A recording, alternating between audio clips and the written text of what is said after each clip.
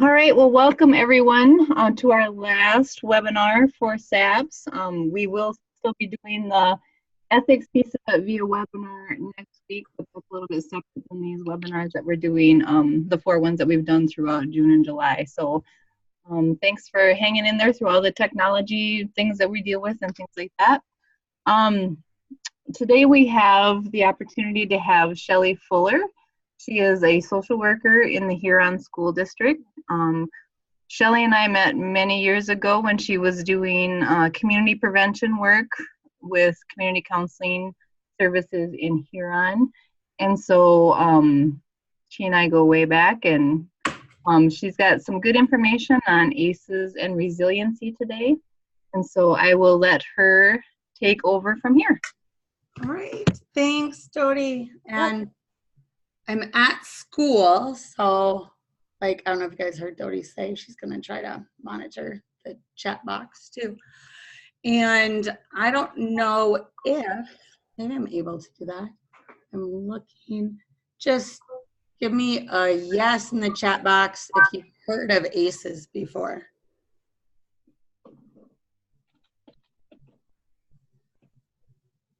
There it is. Michelle, Corey, yes. D, yes.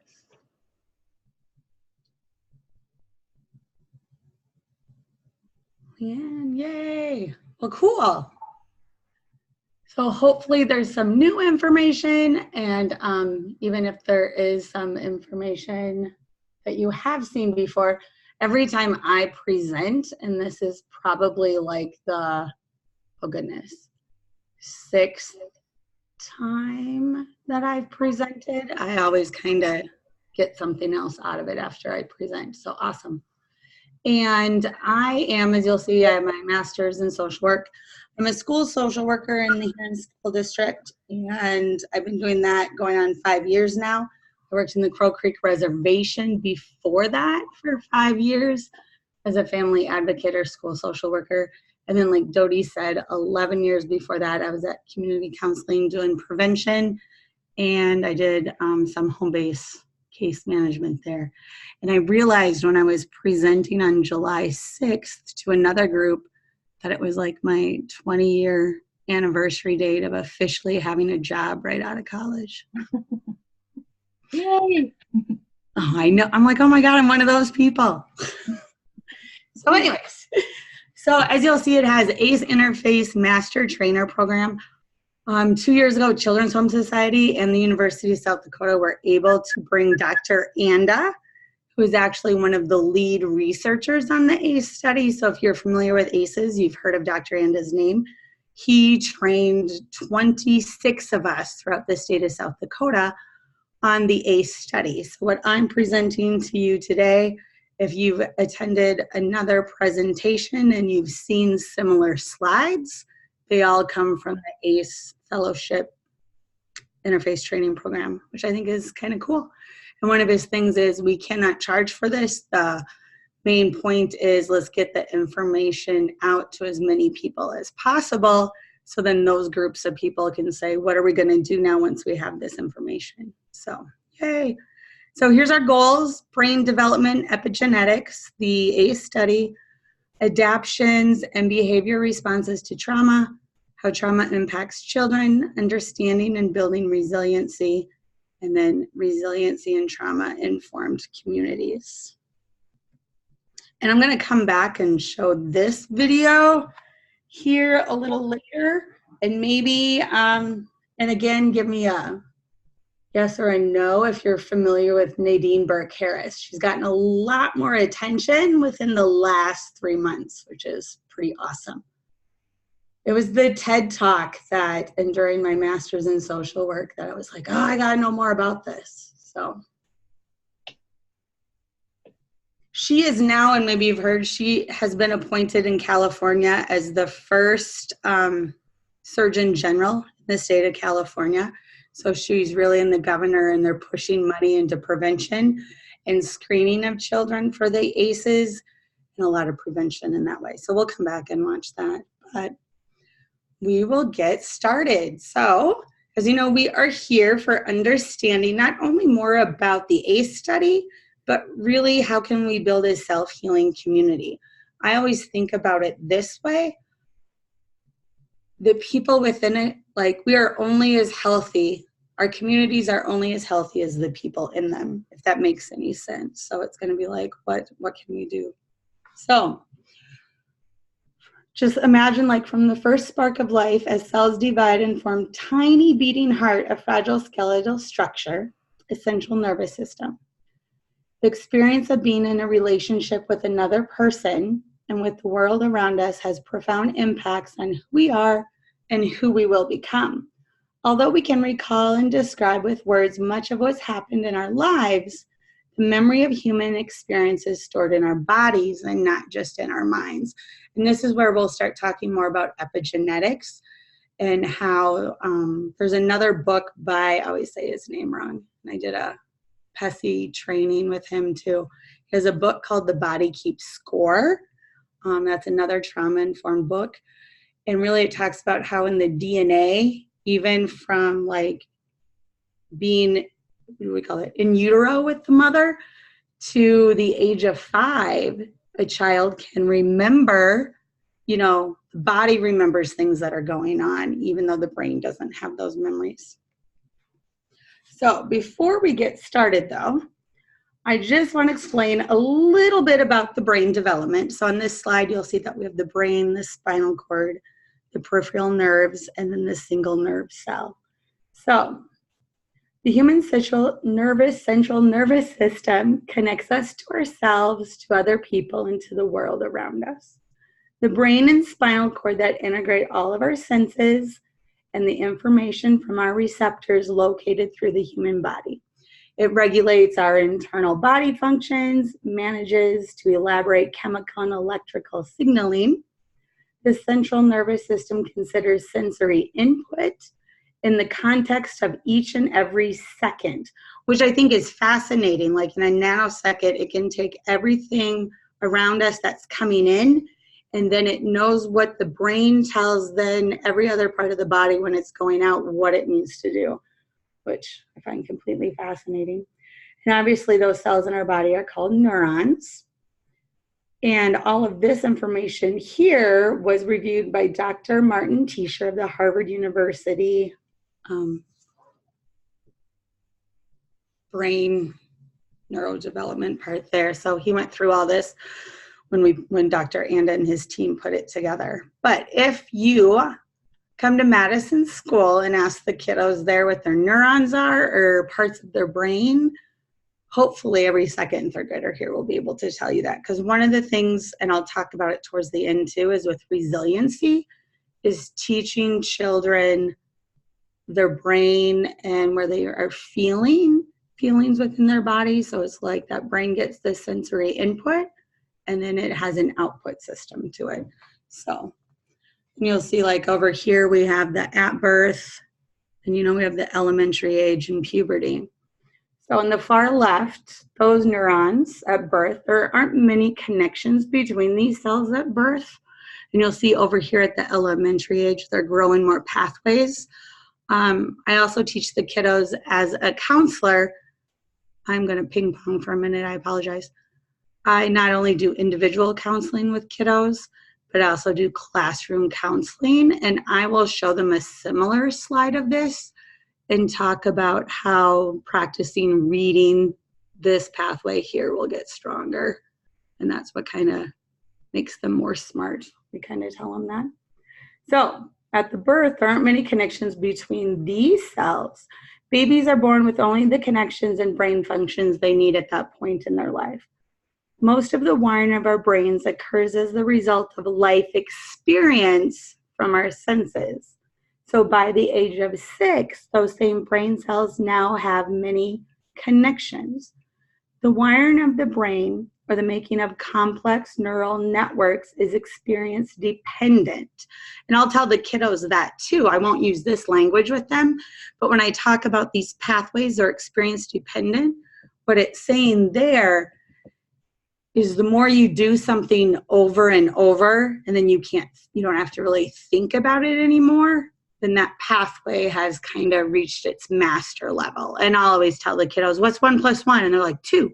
2 plus 2, 4. And I'm like, you didn't have to think about that because your pathway has reached master level. And they're like, oh, that's cool, Miss Fuller. And we talk about riding our bike and those other things. And as I talk about trauma, we'll see how that kind of builds into this too.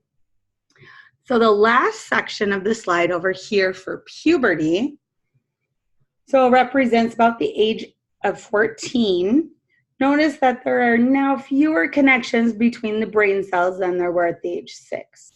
This is because the least experienced connections tend to withdraw at the time of puberty.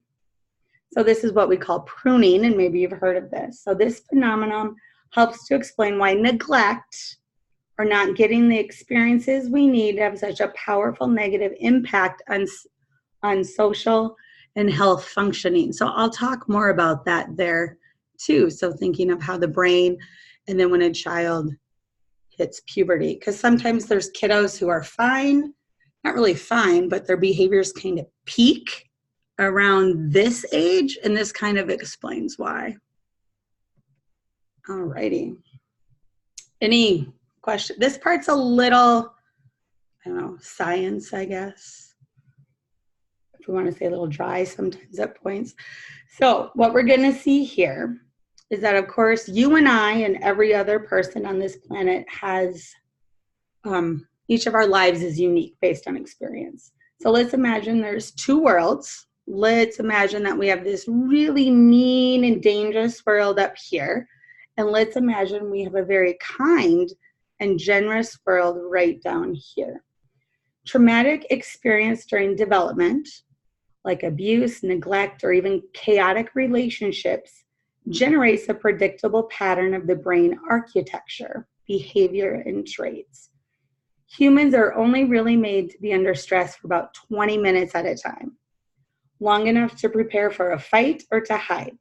So the experiences that cause those stress chemicals to be continuously produced to prepare for a fight or to hide, for example, when a child's in an abusive home or a neglectful home, or, you know, we have soldiers out fighting in a war zone, that has a big impact on the development, what's going on in the brain. So under these circumstances, our bodies tend to be prepared for life in this dangerous world, basically at all times. I call these kiddos hypervigilant, and after about a day, not always, I'll be like, something's going on with that kiddo. It's not always ADHD. Sometimes we think of that. So stress hormones exert influences on cells, chemicals, and wiring. They sculpt the brains that are wired for certain characteristics, like being edgy or hot-tempered or impulsive, and like I said, hypervigilant or withdrawn.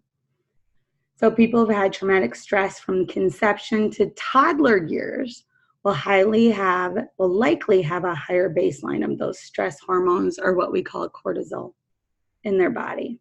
They have a very short fuse. They're not very focused, and they have a difficult time shifting gears from emotion to problem solving.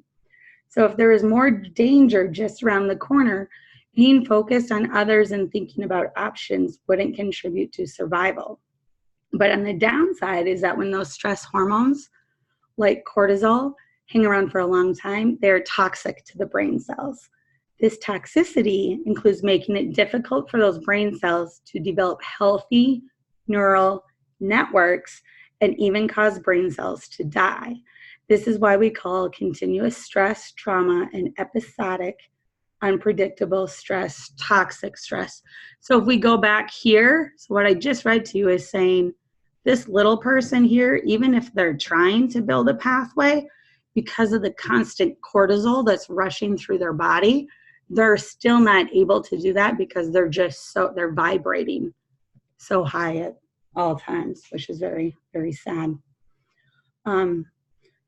However, we'll see that the world, for people that grow up in this world that is kind and easygoing and helpful and free from traumatic stress, people going up on this path are more likely to develop a brain with cells and wiring and chemistry for being focused, flexible, and relationship-oriented. So with that, too, I always say, if you flip these kids around, I'm sorry, I jumped ahead, and had this kiddo go down here, of course they're going to be like, this isn't going to work for me. I can't do this. And if you take this kid and put this kiddo up here, they're not going to be able to, I quit moving it, buddy, survive. I'll tell people too, you can kind of think of it, if a zombie apocalypse came, I would want to find this person right here to get me through to the end. But it's very kind of sad when you think about all of it. Dr. Tesher says when our biology collides with social expectations, that's when we run into trouble. And I'll see that in schools, working with kiddos. You know, obviously in the reservation, there was probably more traumatic experiences with those kiddos. Like I said, in Huron, we have grade level schools. So we have kindergarten and first grade in one school, Buchanan. We have second and third grade at Madison School, where I'm at, and fourth and fifth grade at another school, and then our middle school. When I started in 2015, we had roughly 400, I want to say, in between 20 and 30 kiddos. We now have 470 kiddos combined that are here for second and third grade. So we keep on growing. I want to say we are right now 62% non-Caucasian is our school district in Huron. So 62% of our school is of diversity. If you put that person that is in that from the kind world, from that other slide, into that chaotic environment, let's say of riot control, that person may struggle unless he's learned very specific skills. Likewise, a child adapted to a dangerous, stressful world may not sustain patience.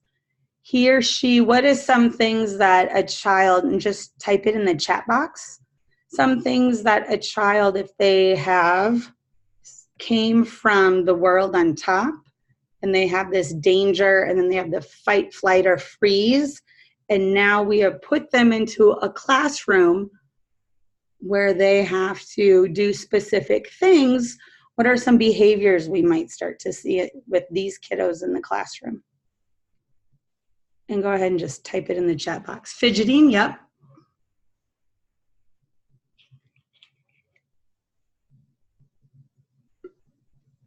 Not listening, yep. Touching others, short attention span. Acting out, absolutely, up and down all the time, like I need you to focus, I need you to focus. Being disrespectful, absolutely. And that's like one of those things I'm grateful for. At Madison School, we've now done 2 years of trauma-sensitive school training. So when we have a kiddo, like I said, a second grader that comes, and we already have notes on the kiddo, and things start to happen, or with a new kiddo, right away, we don't use the word naughty.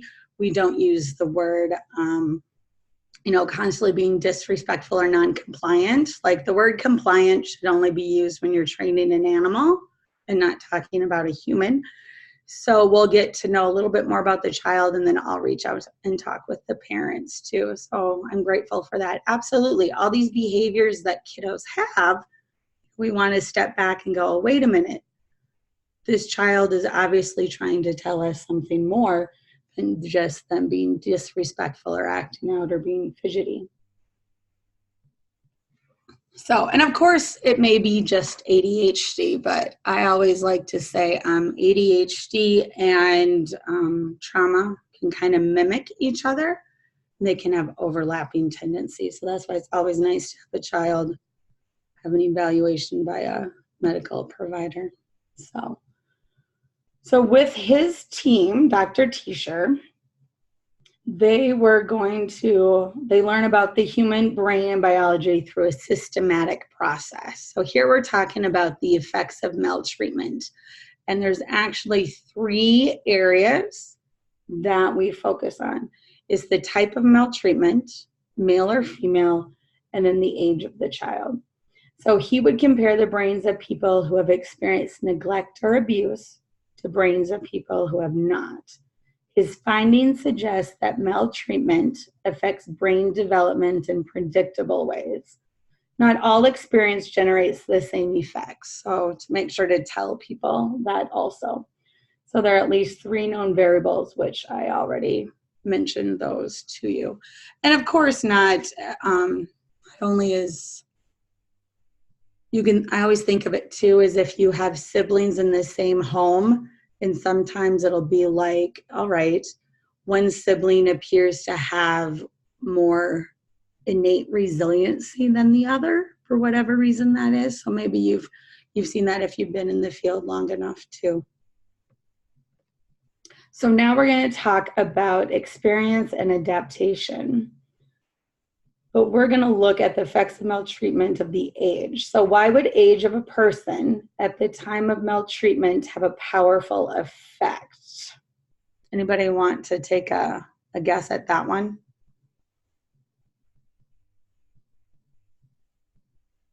Can you ask it one more time? Oh, you bet. Why does the age of a person at the time of maltreatment have a powerful effect? Brain development, yes. Right on, Fran. I think you were here last year, Fran, correct?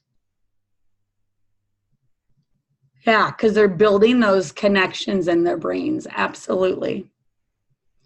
Yeah, the brain is like that bottom-up approach. Another person's name to put down is Bruce Perry.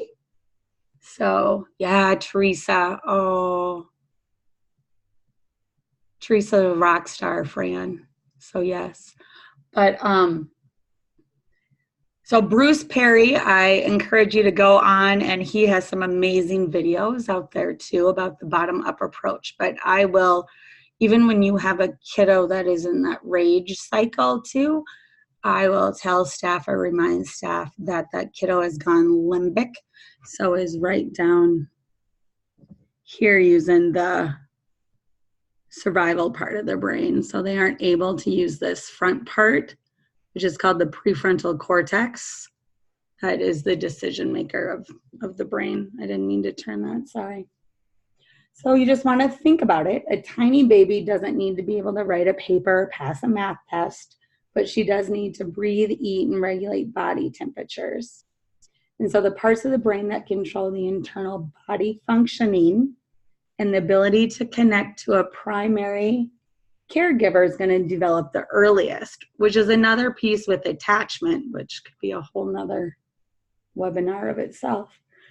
Anyways, brain regions that control complex thought processes, which are going to be up here in this part of the brain, abstract writing and math are not fully developed until later in childhood. And so continues this dance of experience and, again, adaptation and generation and neural pathways being made and how to respond with appropriate feelings, thinking, and responding to the world around us.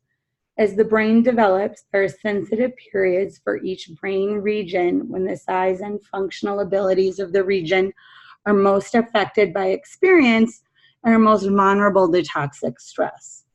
So those new abilities, like we said, build on the growth and development from the earlier months. So absolutely that brain development and building those connections, the wiring of the brain.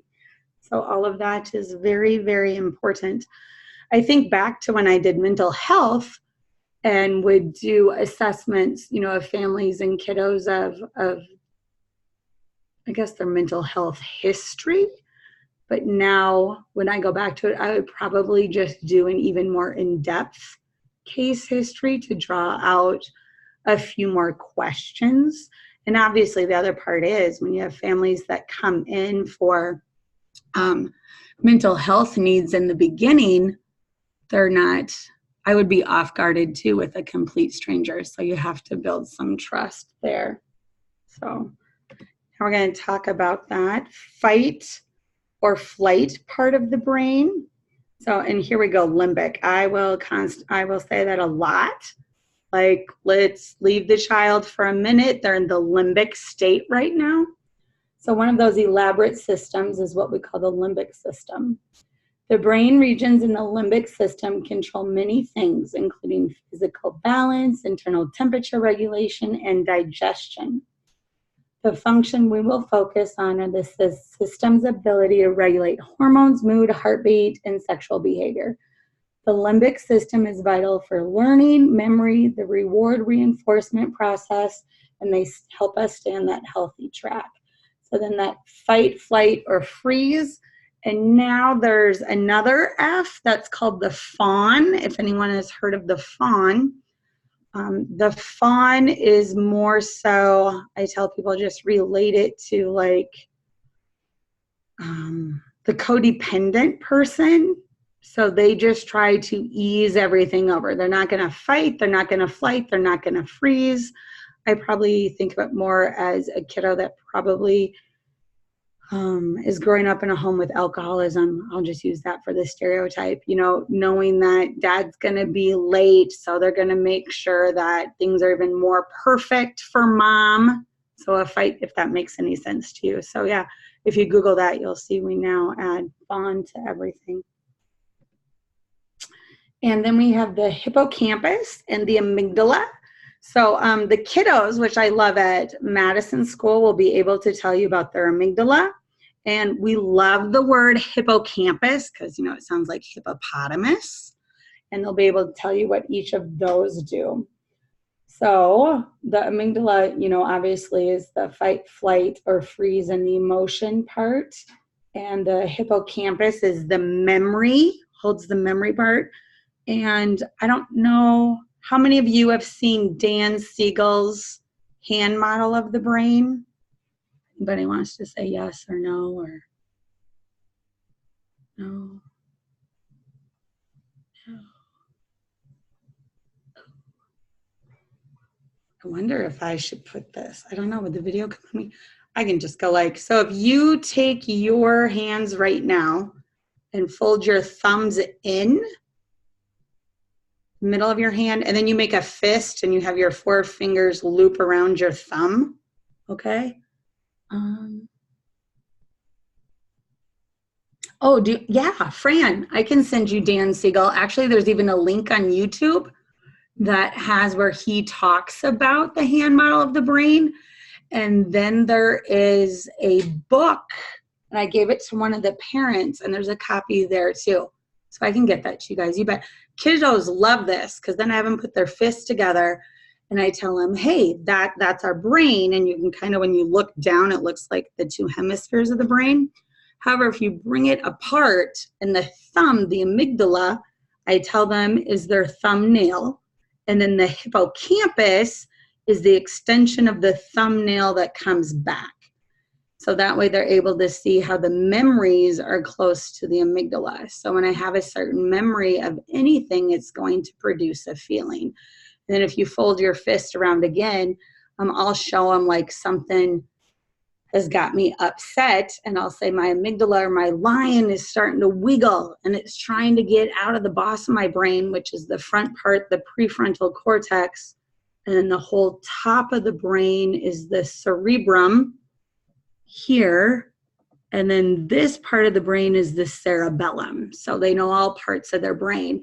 And they really like learning about the brain because I think it helps them understand what's going on in their body. However, I did learn 5 years ago when I did this, I had some little kids saying to their parents, well, it's not my fault. It's my amygdala's fault. And they were like, Shelly, what's going on?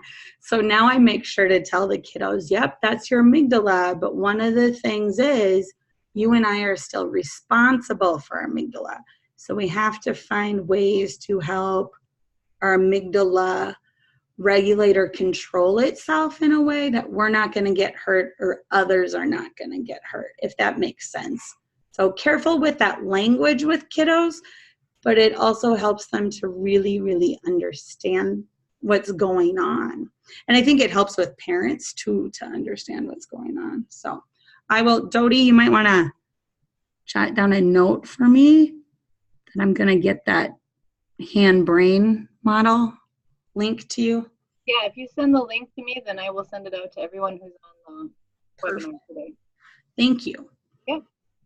All right. So here then too, we have our corpus callosum. And that cross, you have the left and right hemisphere that's going on there. And this has sensitivity, obviously, throughout childhood, too. So this is like the super highway that connects both these hemispheres together. And as you can see, each hemisphere is specialized to control movement and feeling in the opposite half of the body. So in order to coordinate movement or think about complex information, the right and left hemispheres must communicate with each other. So that corpus callosum helps us interpret and apply symbols and to integrate language and mathematics. It's the part of the brain we use when we are given story problems in school. And you can just imagine then if you have a kiddo that is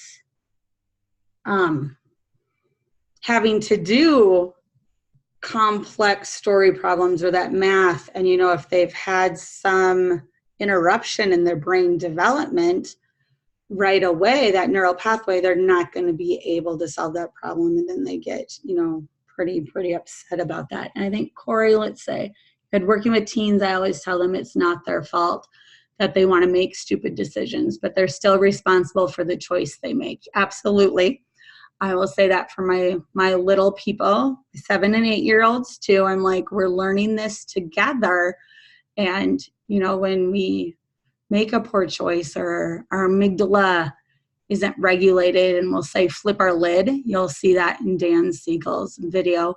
What I like too for myself, I wish I had a video I could just switch to myself, is I'll just open up my fingers halfway or all the way, and I'll ask them to show me where their amygdala is at.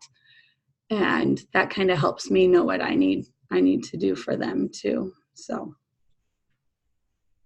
it's really quite complex. So here I just want to touch on what trauma is.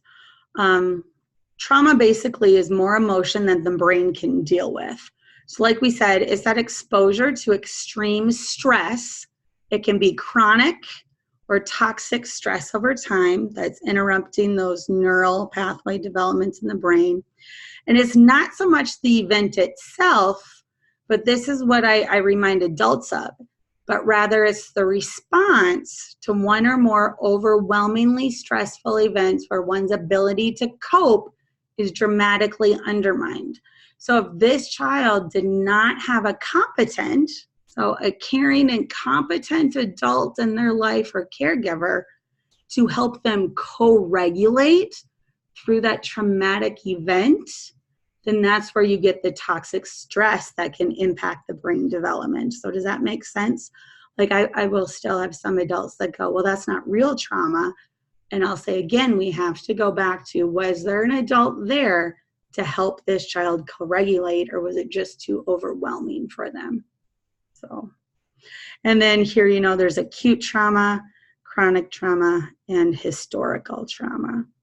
So that acute is the event occurs at a particular time and place. It's usually short-lived. Chronic, again, is, it's occurred repeatedly over long periods of time.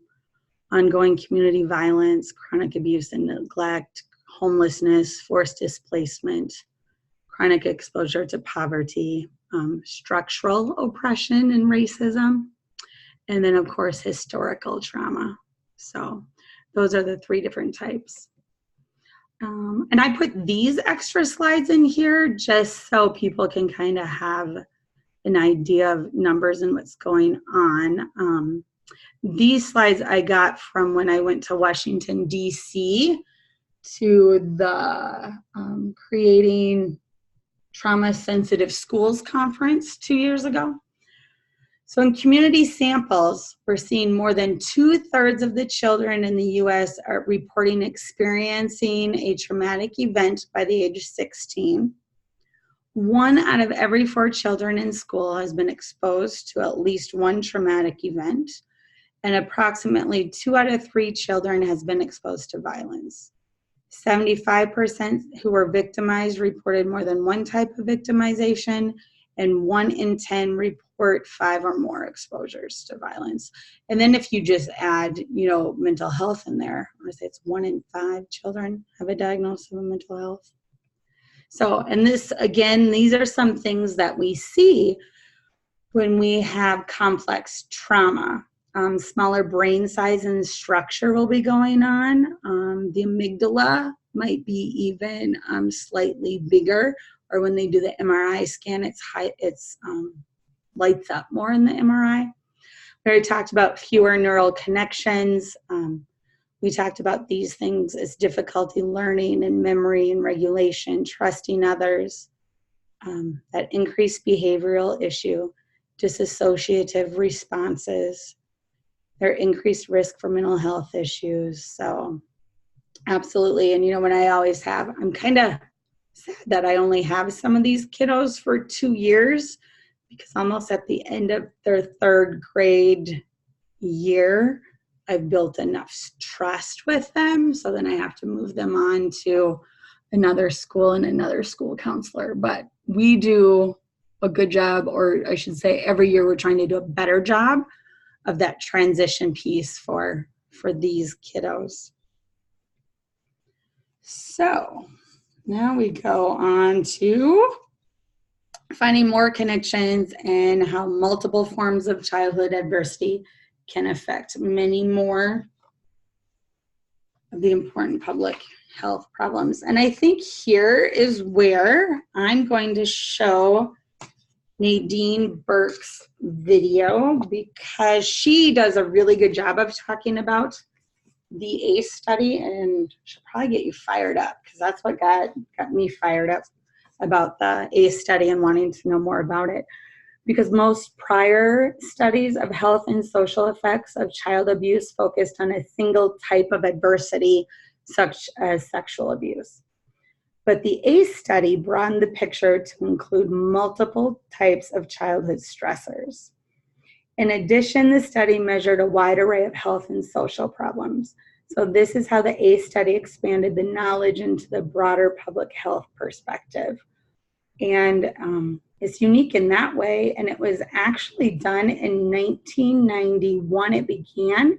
And in 1994, the CDC provided funding to conduct this study at the Department of Preventative Medicine in San Diego. So I'm going to, pardon me, you guys, jump back. So I'm on slide 19, or maybe I can go like this. I bet we can do it this way. But I don't know, does anyone have any questions so far, or can I add?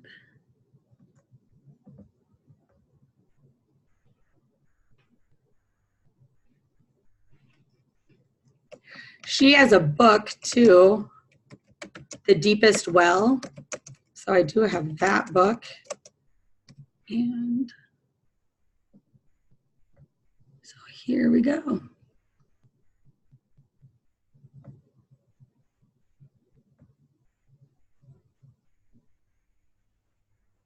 Not sure what I did there. Oh, it's the ad, sorry.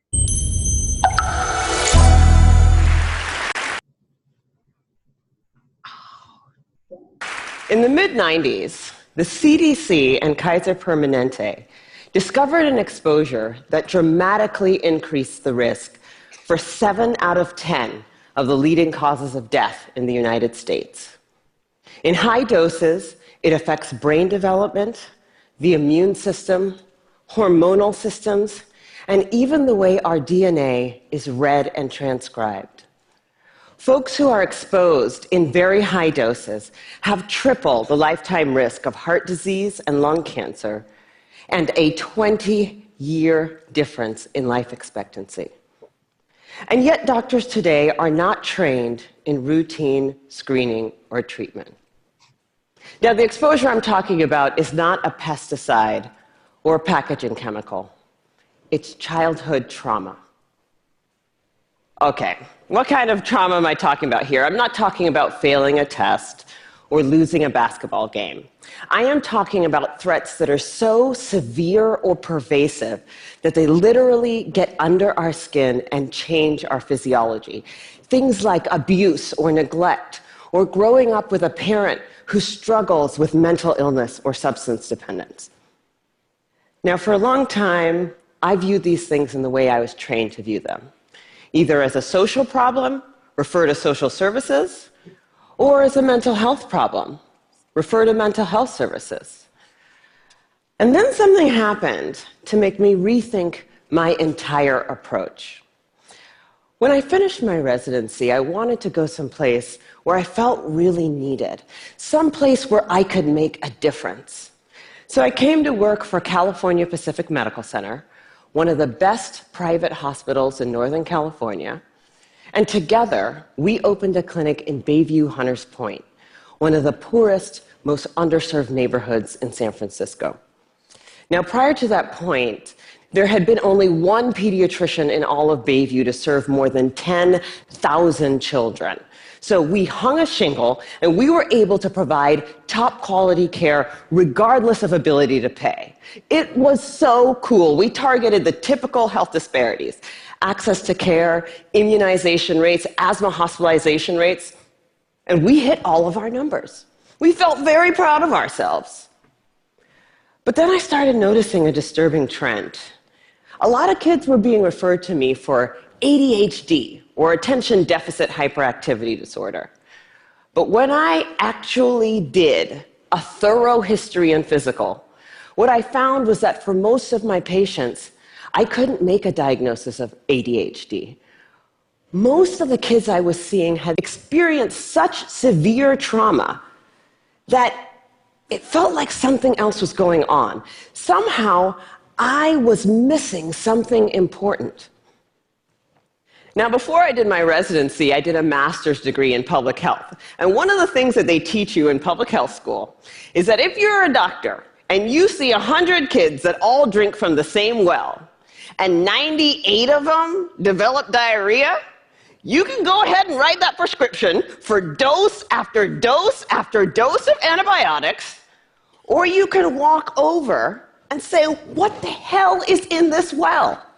So I began reading everything that I could get my hands on about how exposure to adversity affects the developing brains and bodies of children. And then one day, my colleague walked into my office and he said, Dr. Burke, have you seen this? In his hand was a copy of a research study called the Adverse Childhood Experiences Study. That day changed my clinical practice and ultimately my career. The Adverse Childhood Experiences Study is something that everybody needs to know about. It was done by Dr. Vince Felitti at Kaiser and Dr. Bob Onda at the CDC, and together they asked 17,500 adults about their history of exposure to what they called adverse childhood experiences, or ACEs.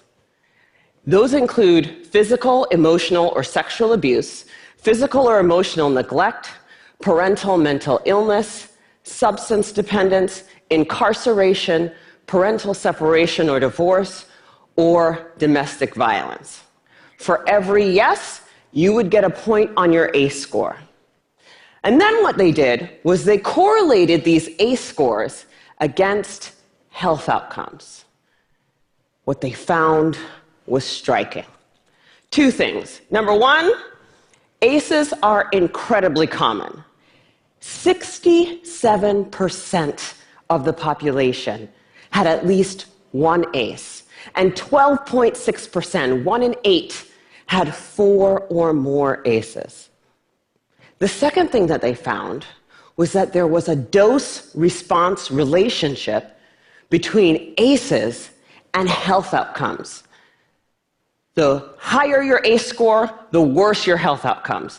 For a person with an ACE score of 4 or more, their relative risk of chronic obstructive pulmonary disease was 2.5 times that of someone with an ACE score of 0. For hepatitis, it was also 2.5 times. For depression, it was 4.5 times. For suicidality, it was 12 times. A person with an ACE score of 7 or more had triple the lifetime risk of lung cancer and 3.5 times the risk of ischemic heart disease, the #1 killer in the United States of America. Well, of course, this makes sense. You know, some people looked at this data and they said, come on, you know, you have a rough childhood, you're more likely to drink and smoke and do all these things that are going to ruin your health. This isn't science. This is just bad behavior. It turns out this is exactly where the science comes in. We now understand, better than we ever have before, how exposure to early adversity affects the developing brains and bodies of children. It affects areas like the nucleus accumbens, the pleasure and reward center of the brain that is implicated in substance dependence. It inhibits the prefrontal cortex, which is necessary for impulse control and executive function, a critical area for learning. And on MRI scans, we see measurable differences in the amygdala, the brain's fear response center. So there are real neurologic reasons why folks exposed to high doses of adversity are more likely to engage in high-risk behavior. And that's important to know. But it turns out that even if you don't engage in any high-risk behavior, you're still more likely to develop heart disease or cancer. The reason for this has to do with the hypothalamic pituitary adrenal axis, the brain's and body's stress response system that governs our fight or flight response. How does it work? Well, imagine you're walking in the forest and you see a bear. Immediately, your hypothalamus sends a signal to your pituitary, which sends a signal to your adrenal gland that says, release stress hormones, adrenaline, cortisol. And so your heart starts to pound, your pupils dilate, your airways open up, and you are ready to either fight that bear or run from the bear. And that is wonderful if you're in a forest and there's a bear. But the problem is what happens when the bear comes home every night.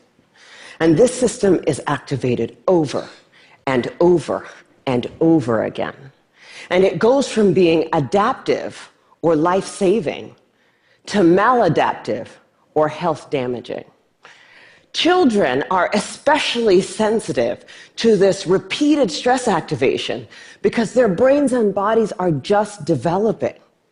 High doses of adversity not only affect brain structure and function, they affect the developing immune system, developing hormonal systems, and even the way our DNA is read and transcribed.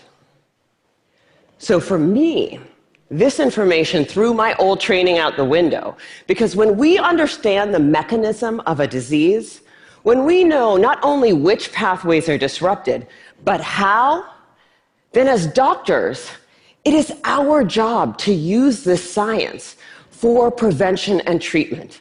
That's what we do. So in San Francisco, we created the Center for Youth Wellness to prevent, screen, and heal the impacts of ACEs and toxic stress. We started simply with routine screening of every one of our kids at their regular physical, because I know that if my patient has an ACE score of 4, she's 2.5 times as likely to develop hepatitis or COPD. She's 4.5 times as likely to become depressed, and she's 12 times as likely to attempt to take her own life as my patient with 0 ACEs. I know that when she's in my exam room. For our patients who do screen positive, we have a multidisciplinary treatment team that works to reduce the dose of adversity and treat symptoms using best practices, including home visits, care coordination, mental health care, nutrition, holistic interventions, and yes, medication when necessary. But we also educate parents about the impact of ACEs and toxic stress the same way you would for covering electrical outlets or lead poisoning.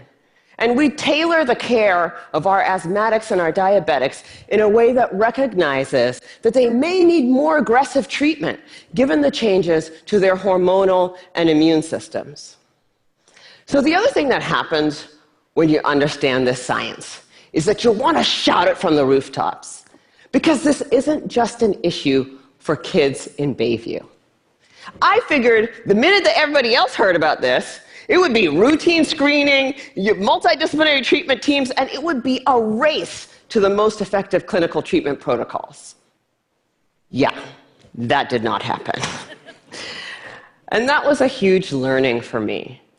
What I had thought of as simply best clinical practice, I now understand to be a movement. In the words of Dr. Robert Block, the former president of the American Academy of Pediatrics, adverse childhood experiences are the single greatest unaddressed public health threat facing our nation today. And for a lot of people, that's a terrifying prospect. The scope and scale of the problem seems so large that it feels overwhelming to think about how we might approach it.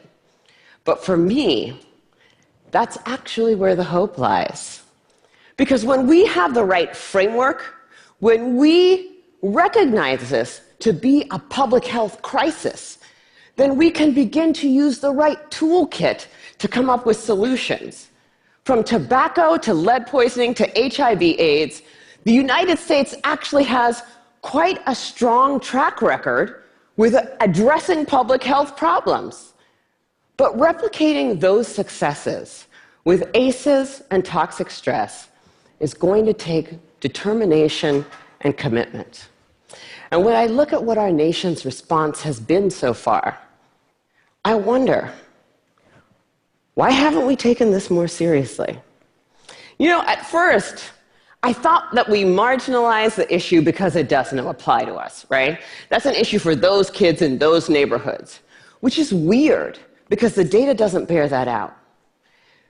The original ACEs study was done in a population that was 70% Caucasian, 70% college educated. But then, the more I talk to folks, I'm beginning to think that maybe I had it completely backwards. If I were to ask how many people in this room grew up with a family member who suffered from mental illness, I bet a few hands would go up. And then if I were to ask how many folks had a parent who maybe drank too much, or who really believed that if you spare the rod, you spoil the child, I bet a few more hands would go up. Even in this room, this is an issue that touches many of us. And I'm beginning to believe that we marginalize the issue because it does apply to us. Maybe it's easier to see in other zip codes because we don't want to look at it. We'd rather be sick. Fortunately, scientific advances and, frankly, economic realities make that option less viable every day. The science is clear. Early adversity dramatically affects health across a lifetime. Today, we are beginning to understand how to interrupt the progression from early adversity to disease and early death. And 30 years from now, the child who has a high ACE score and whose behavioral symptoms go unrecognized, whose asthma management is not connected, and who goes on to develop high blood pressure and early heart disease or cancer will be just as anomalous as a 6-month mortality from HIV/AIDS. People will look at that situation and say, what the heck happened there? This is treatable. This is beatable. The single most important thing that we need today is the courage to look this problem in the face and say, this is real, and this is all of us. I believe that we are the movement. Thank you.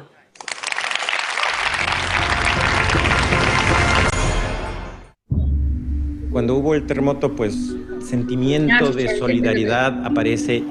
Va a llegar el momento en donde la vida te llama y eres voluntario. Este es mi momento. All of you. Give me 1 second here.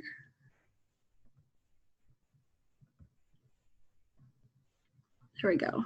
So I don't know about you guys, but like that got me fired up. Anybody else? Like, yeah, powerful TED Talk. Loved it. I just love her. And if you, I gotta go back to slide 19. Like I said, she was appointed as the first and current general surgeon in California, and they want to, the latest that I read is like to appoint, I want to say put 60, what did I read? 45, calling for $60 million to have in their early developmental screenings for children in the next year, and $45 million to identify ACEs among children and adults involved in the state's Medicaid program. So that's what California is looking to do. But one thing I love about Nadine Burke Harris, if you read her book and you watch more of her talks, I watched her interview when she got appointed to be the general surgeon in California. And she says the same thing that Dr. Anda says is it's not about just screening people so you know their ACE number and they know their ACE number. Because if you don't have the resources available to treat them, then there's no point of screening people. Does that make sense? Because it's almost like we talked about in our fellowship with Dr. Anda, is almost like opening Pandora's box. For some people, they may have just put, the sexual abuse away back in their brain for survival, if that makes sense. So yeah, anything else come to mind that you want to type in the chat box about after you watch that?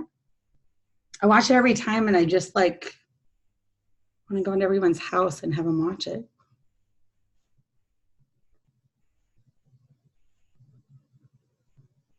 Like for me, when I watched it the first time, it was the first thing that I'm like, it just made the most sense to me, working in prevention and mental health, and then flipping through my hippocampus of files of families and kids I've worked with. I'm like, oh yeah, I can see that now and see all of this.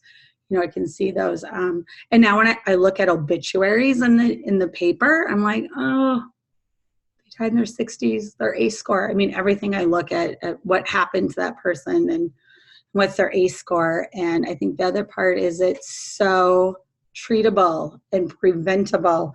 And the statement that she said of the president for the American Pediatric Association, when he said adverse childhood experiences are the single greatest unaddressed public health threat facing our nation today. So, which I agree on, but it is kind of sad that it's been tucked away for so many years, but now all of you and myself going to get this information out to others. So anybody else want to chat it, write anything? We have powerful TED Talk. It was great. She is amazing, inspiring. And that's just what One State is doing. I will actually type in here, if you go to ACE, it's either ACE or ACES Connection, just Google that. That will take, and you can log in as a member. That will take you to like the latest communities that are talking about ACEs, and you can find out what's going on all over the world. There's handouts, there's videos. People are posting blogs and saying, hey, do you have this information? Do you have that? So that's pretty cool, and that's a free resource for everybody. So I use that a lot too. Alrighty, I think the other thing that's powerful is to remember that the ACE study, for me too, was 17,000 middle-class people and Caucasian. And so when we start talking about the statistics in this study, I always remind people that this is 17,500 people, and 70% of them were Caucasian and 70% of them had a college education. So to keep that in mind with the numbers. So then, of course, what we have here that you'll see is the scientific research begins obviously with a hypothesis.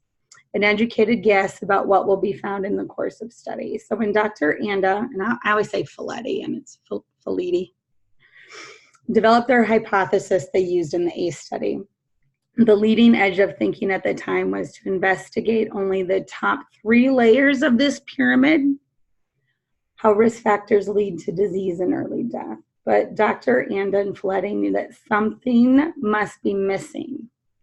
They believe this because the health risks are not random. They are concentrated in some populations and not others.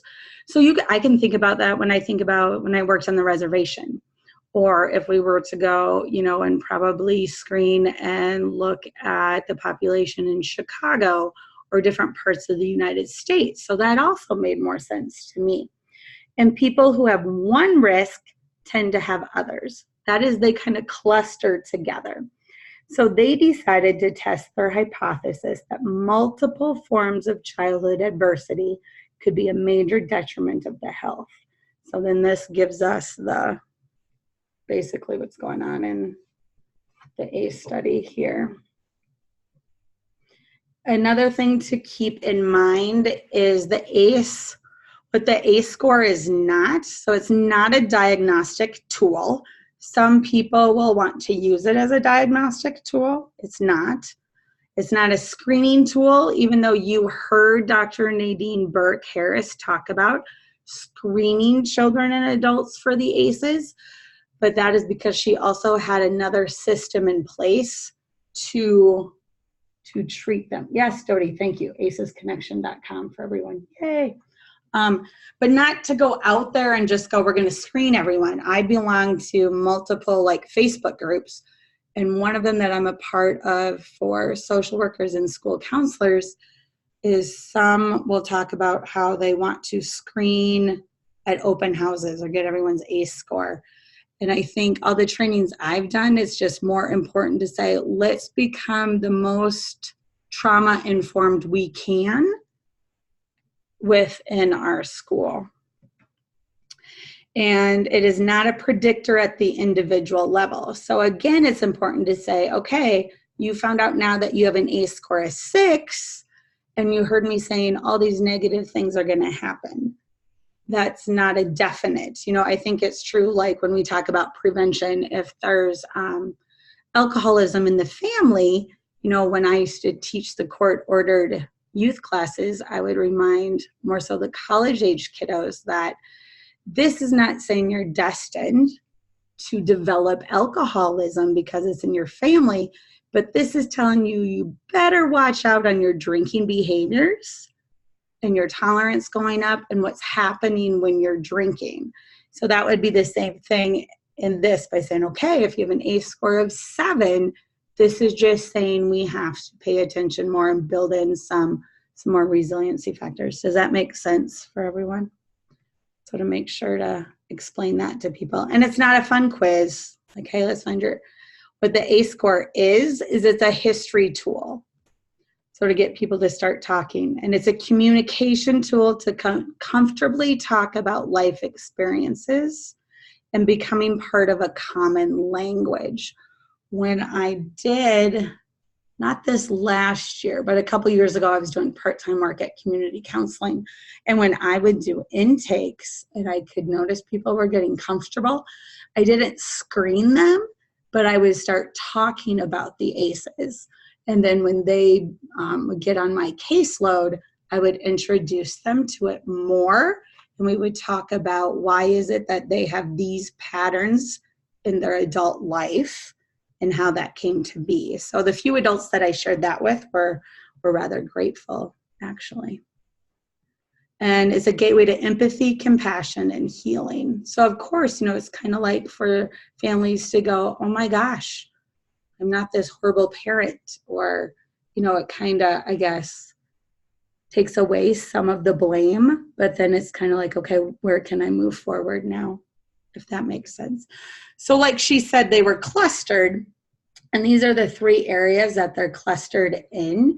So there's 10, and the questions, if we were to do the screening, you would just basically check off. Do you have a parent or family member that you grew up with that had substance abuse, is there parental separation or divorce, mental illness, has battered mothers, but there, any sort of domestic violence, criminal behavior, or anyone incarcerated, and then emotional and physical neglect, and then the abuse. So for every one that you would check, that could potentially be an ACE score. So what you'll see from the 17,500 people, 27% of them said substance abuse, 23%, and so forth. So those are the 10 ACEs. And then here, I just put in another slide that, this wasn't in the original study, but you can kind of think of the things that I have listed here could also be considered, an adverse childhood experience, especially when we start talking about brain development. So refugee experiences, like we don't have as many newcomer refugee families in Huron anymore, but we still have, parents and grandparents, of course, human trafficking. So you can look through this list here, and there's obviously just more traumatic events that can happen for a child. What we know is where one ACE occurs, there's usually others, and 87% of them occur together. So that's kind of like, ooh. And then the ACE score and the number of ACE categories. So kind of already talked about that. And again, and she talked about that in the TED Talk, but you'll see, 33% had a 0 ACE, 26% 1, and so forth. And then what starts to happen for social and health factors. And then she talked about the dose response. And the other part too, what I talk about in schools, of course, and you guys have said that already, is they have a lower academic performance, language difficulties, because language is the part of the brain that's at the top part of the brain. And Dan Siegel will talk about that too. So the biggest thing, and I look back and I do so many things different now with this information, but when a child is really upset and crying, or a child is throwing something, one of the first things we used to say to that child is calm down and use your words. They can't at that moment. They cannot use their words. So we need to help them co-regulate. It used to be like, we're going to, put the child in timeout so they can calm down by themselves. Well, then that's another traumatic experience for a child. So they need that calming person to help them co-regulate. So lots of times I'll have kiddos in my office and they might throw things, and that's okay. Like they kind of learn what they can throw in my room and what they can't when they get upset. And then I'll help them co-regulate and we'll work through it. And obviously working on the breathing and calming the amygdala before they need to throw things. But in that beginning stage, when they don't know how to do any of that, I more or less am there going, okay, I need you to throw. I will give them something else before I can move them to that next level.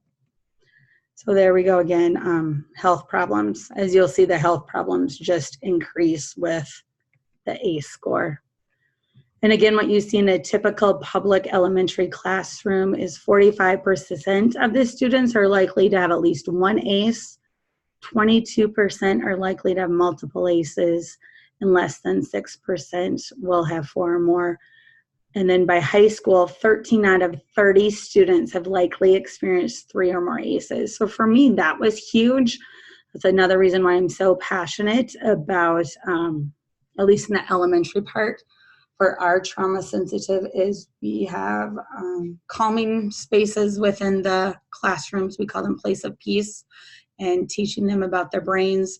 Have one teacher that's doing mindfulness with her class every morning on a free app, and then have another teacher that is doing yoga with her class and actually teaching them different types of breaths, which is pretty cool. And then they're going home and doing it at home too, but to get them to regulate. So what you'll see here with ACEs and smoking and lung disease. So you'll see obviously a 0 ACE score, 1, 2, 3, 4. And what you'll notice is that the health, the percent goes up there. Neurobiology, epidemiology. what we see here again is to remind people, this is, you know, the mean number of co-occurring outcomes. And again, here's just all the different kinds of health and social problems that are listed.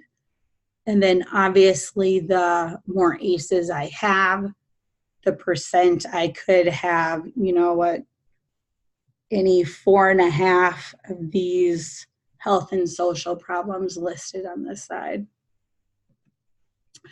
And then there's this slide here, which for myself too was huge. But this slide is saying, you kind of can look at that as like an oil spill. And so if you look here at where it has suicide attempt, basically what this is saying, what they pieced together from this study.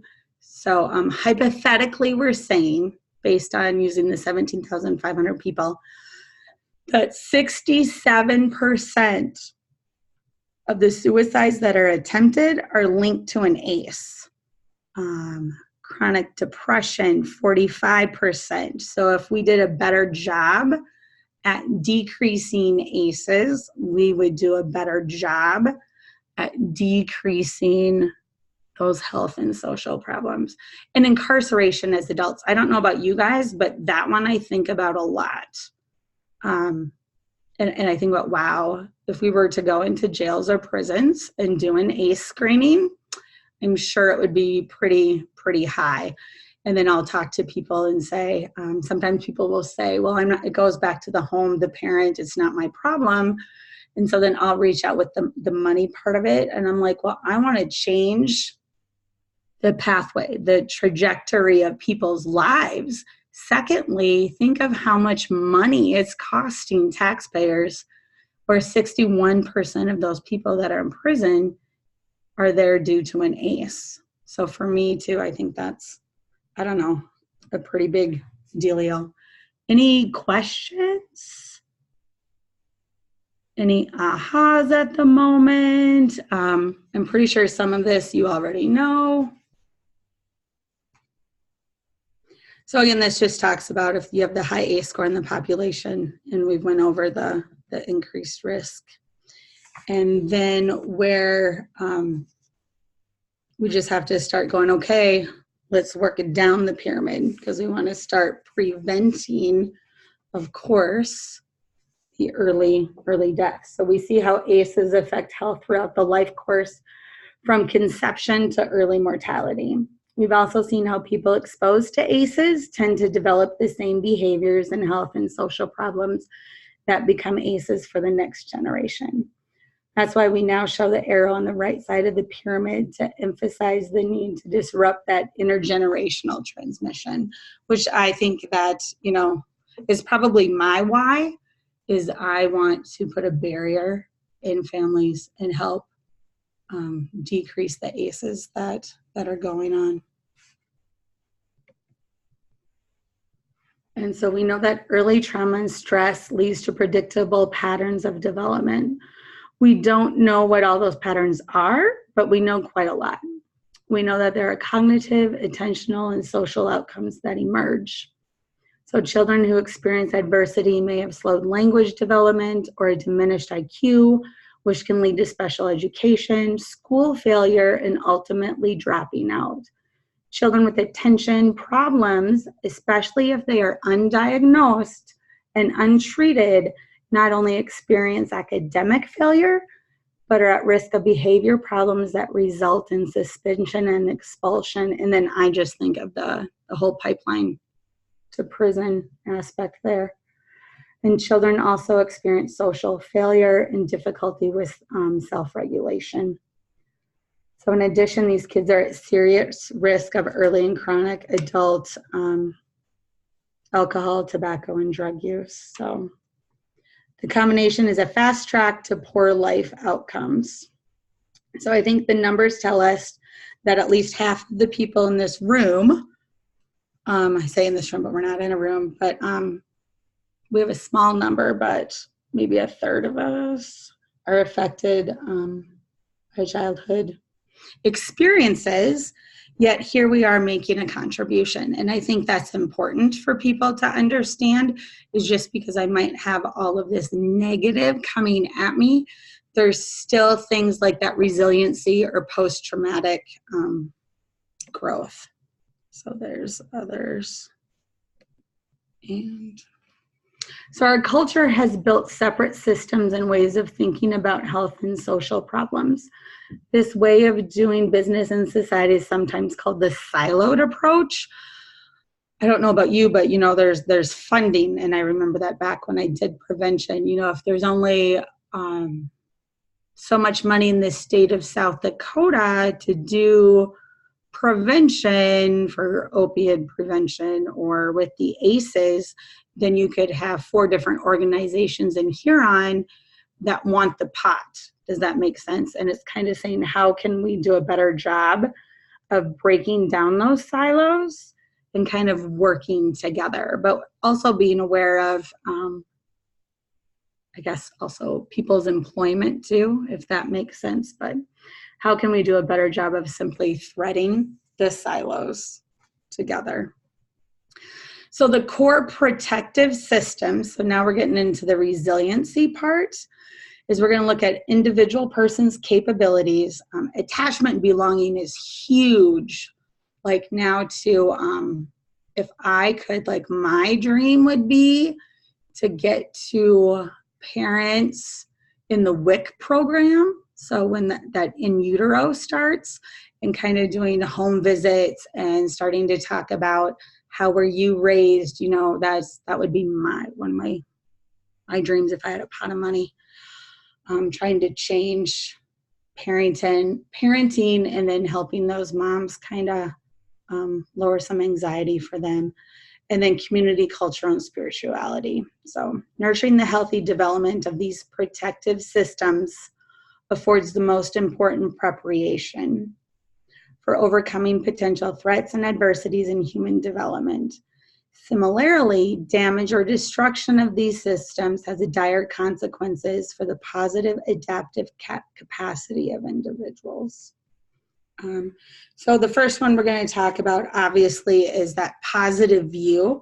So to make sure that to build in resiliency, no matter who our client is, I think of it as helping them look at how they view themselves. I also think about hope. I just think about it, me allowing them to see hope for their future and helping them discover what that hope is. Not me defining what the hope is, but kind of helping them go, you know, there is hope in my life. And I think that's a really huge piece, because when they have all these negative things coming at them, they don't really feel very hopeful at the time. So for people to feel like I'm important and I'm valuable, and it also helps me to ask for help when I need it. And that positive view, like I said, is closely related to hope. And for them to understand that their story they're going to tell is about the good things that happen to them. So that is huge. Like I have a mantra every school year. I know the teachers get sick of it, but I still do it. And I'll have it hanging up in my room. The one I had this year was greatness. And I would tell the kids and even the teachers, there's greatness in you. And today is good as any day to allow your greatness to shine. So, you know, and some of these kiddos did not like hearing positive things about them. So after you get to know a kid, it's like kind of doing a dance with them about what they see as positive and just kind of seeing if I can add more to it. Because those kiddos that don't like to hear good things, you know, will obviously act out more, or that anxiety sets in that now you're going to put me on this huge high pedestal and I'm going to disappoint you. So I talk to them a lot about those things too. And then, like I said, attachment and belonging is so huge. And we can nurture this belonging. Many people will talk about the importance of people in their lives, people who recognize and encourage our unique talents, interests, and strengths. Relationships with a caring, competent. So we have to remember that competent adults are vital contributors to resiliency and recovery. And maybe you can think right now, and maybe I'll just have you do it. just like for myself, I think, who is the one adult that you're like was always there for you? And maybe it was go ahead and type it in the chat box for me. Who was your person growing up? So we have mom and dad.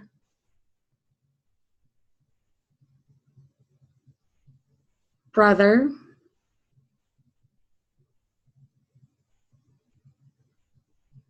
Parents. A great aunt and brothers. Yeah. So for most of us, what I do with this question is I remind people, most people will say their family. Yeah, mine was a grandma. So Fran has a grandfather on the mother's side. Everyone else was a chore to deal with. I hear you, Fran. And so, yeah, but most people will say a family member they had that relationship with. And if we know there's little kids that really don't have that person, you know, what can we do within our communities to build nurturing and caring and competent relationships for those kiddos?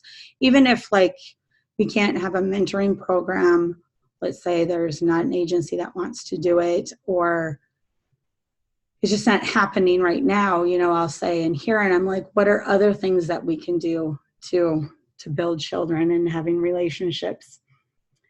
So sometimes this message gets shortened and only includes caring relationships, but competency requires learning new skills and practicing safety in all its forms when relating to people who are hardwired for survival in a dangerous or unpredictable world. So I will even think of my grandmother who had an 8th grade education.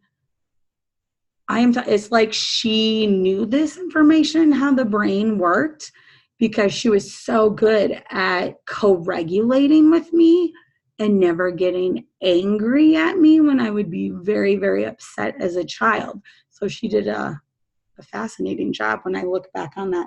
So again, that competency piece is another one. And then when we start talking about building self-healing communities, not only we're looking at the community, the faith, and then obviously the cultural processes. If we decided to dramatically improve the health and safety for this and future generations, we must foster thriving communities. And fostering thriving communities is about empowerment. It's about investing in the people who have the most at stake so they can be the expert leaders of their own community's change.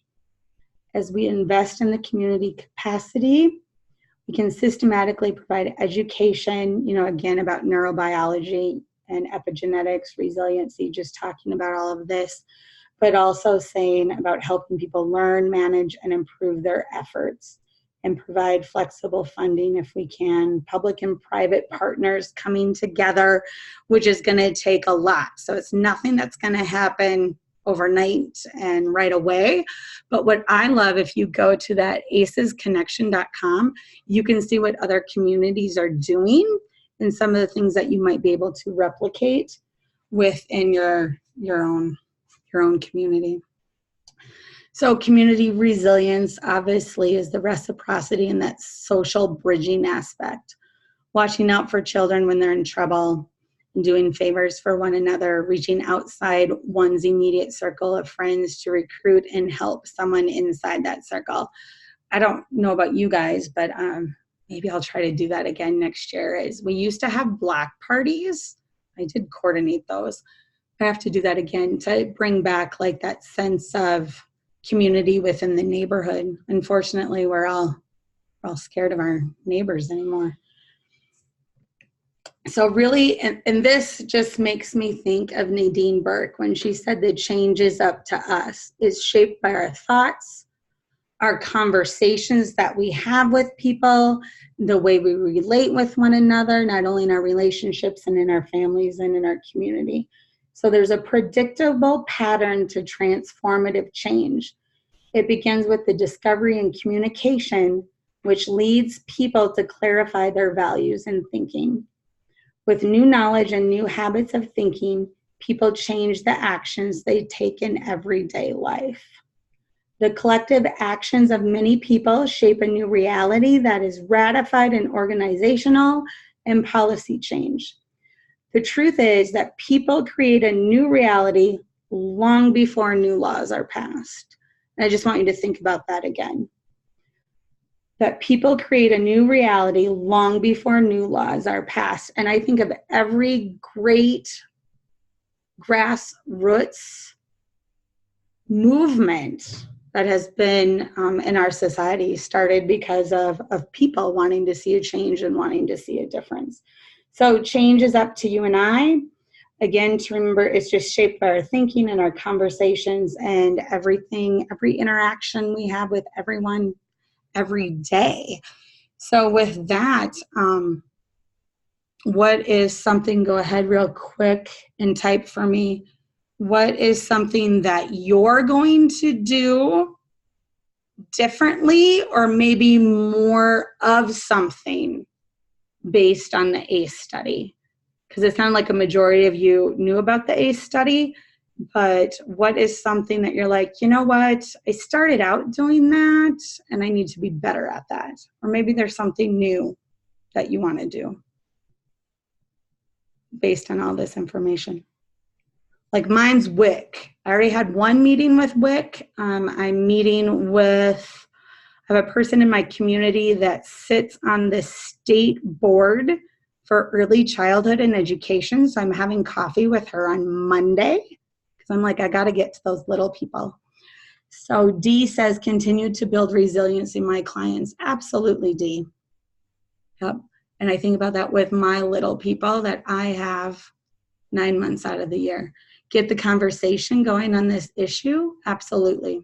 The more people that can get the information and just talking about it.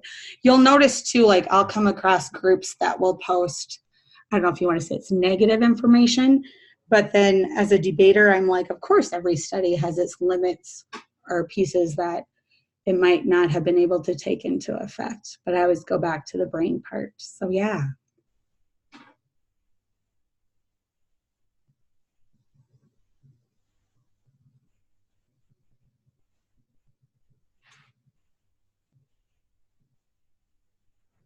So absolutely, do what you can do within your organization and with your family. If you follow people that follow my Facebook, sometimes tell me that they hide my timeline because they're tired of all my posts. But I'm like, that's what I'm passionate about. And also, it's just something that I do. I talk about. I'll have my friends tell me stop being so social worky. I'm like, well, it's who I am. So just remembering that building self-healing communities, these are all the parts. And just trying to do our part. Even if it's only with my client, I'm still doing my part. So any questions from anybody? I will send a link to Dodie on Dan Siegel. And I think I have a few other links I can send to you. These are things, like I said, we do at Madison School. You'll see the kiddos laying down there for mindfulness. This is the brain model that I introduced the second graders to, and then we go more in depth of it in third grade. And then we talk about each part of the brain. We do second step, which is about identifying feelings. And then empathy, we talk a lot about empathy and conflict resolution, problem solving and emotion management. And then we have our kindness tree. And so when a teacher or any adult sees a student doing something kind, then you give them a kindness leaf and then we hang it up. So at least at our school, we're trying to just build more even visual imprints around for these types of things. So they'll also always say, what's Miss Fuller's favorite E word? And they'll go, empathy.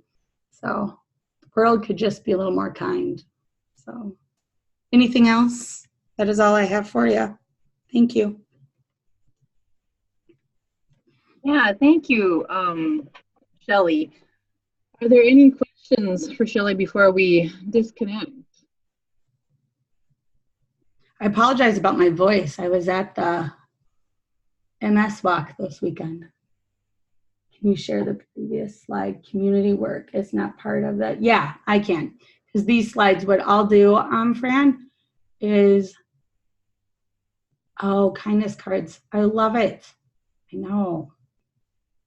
People just feel good. Another thing I want to try to do a better job of is just being more intent of telling people thank you, whether it's a little note or sending a card. So yeah, go Tigers, Erin. Trying to think, I'm sure I met you, Erin. So Shelley, one question that came up. You had indicated to me on an email that you were part of a coalition in Huron that was kind of just getting started. Is that specifically to like the trauma-informed care? Is it more for substance abuse? What is the coalition that you're involved in? it was started, and it started with had to do with the opioids. Okay. And foster care, and then brought myself to the table. And yeah, looking at how can we be more trauma informed. And then kind of when I look at this slide, it's kind of saying, let's try to bring all these people to the table. Okay. And it's specifically probably because, the opioid epidemic. And I think back to, when I first started in prevention and it was meth. Mm-hmm. But a lot of the resiliency pieces and building self-healing communities really just reminds me a lot of what prevention does. Mm-hmm. Good, awesome. And so is this coalition one that's just starting and is going to be meeting on a regular basis, or what do you think? Well, we met once, and we're going to meet again and have some doctors join us. Okay. But then the person that brought it together said, hopefully if it can keep going. Okay. That's my... I hope so too, because that's how Shelley and I met she was doing a coalition in Huron, and so I would be going to some of those meetings every once in a while, and so good things can happen in Huron.